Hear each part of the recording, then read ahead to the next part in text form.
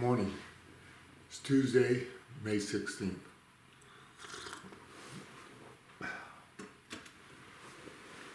Hope you had a good morning.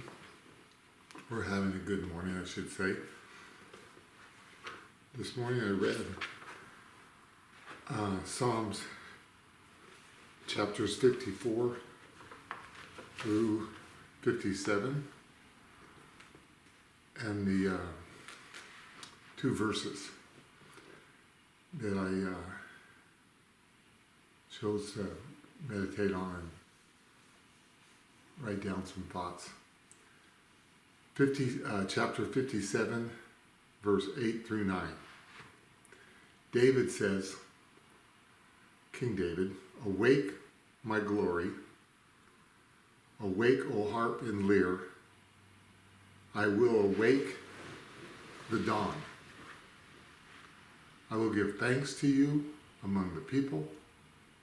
I will sing praises to you among the nations." David had learned the secret of meeting with God early in the morning. Here he says that he awoke with the dawn.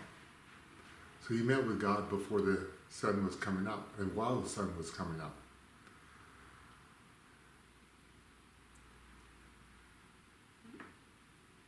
You know, the man and woman who learns to meet every morning with the Lord before the day takes off, before the noise of the world starts, before he has time to carry on conversations with anybody else.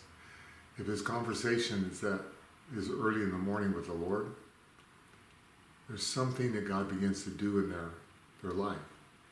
He says, I will awake my glory, who he is, the glory that God has given him. Jesus talked about in the prayer in the Garden of Gethsemane.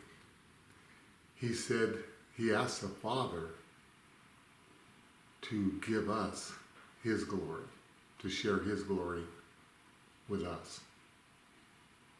So those of us who walk with him, we have a glory that we don't really understand or we don't see when I look in the mirror. But the Lord tells me I have it. And David said he was going to awake who he was. And then he said he was going to take his harp and his lyre. Now David was a musician. I'm not a musician. So when I get together early in the morning with the Lord, I don't have instruments. But in the same way with our hearts, we worship him. We spend time with him. We learn to thank him for what's coming up ahead, what he did yesterday, for being with us every single day, for our breath. And just carrying on a conversation with him, hearing his voice speak to us, hearing him tell us what he would like us to do that day, if that's what he decides to share. Or him just telling us how much he loves us, that he gave his whole life for us. It's early in the morning when we speak to him, spirit to spirit, heart to heart, before we meet with anybody else. And David had learned this secret. And then he says, I will give thanks to you among the people. I will sing praises to you among the nations. So what he was saying there was, he woke with God every morning. Well, he doesn't use the phrase every morning. But he awoke with God. He was there before the sun came up, before the dawn. Then he would talk about God among the nations. The man or a woman who doesn't really spend time with God, who never sits with him silently, who never sits with him and listens for his voice, never sits with him just by themselves and fellowships with God. When he talks about God in front of everybody, it's kind of shallow. It's hollow. It'd be just like if you're married. If you never heard your spouse say they loved you, if they never told you how much they appreciated you. If they never spoke to you by themselves, just you and them, if you never spent time with them, but when you're out among other people, they talked about how great you were. You heard them telling other people how wonderful they thought you were, but they never told you. It would seem really shallow. It would seem like, wow, they're just saying that stuff because other people are listening. So the man or woman who doesn't really spend time with God, who doesn't hunger for God, whose heart's not reaching out for God, who doesn't realize that I live and sustain myself by every word that God speaks.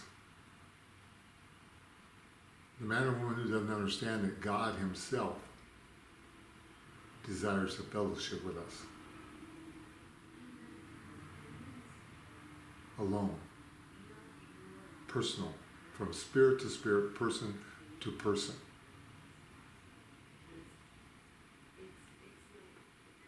His words that he says when he praises God with the congregation, it's kind of hollow if he doesn't praise God alone.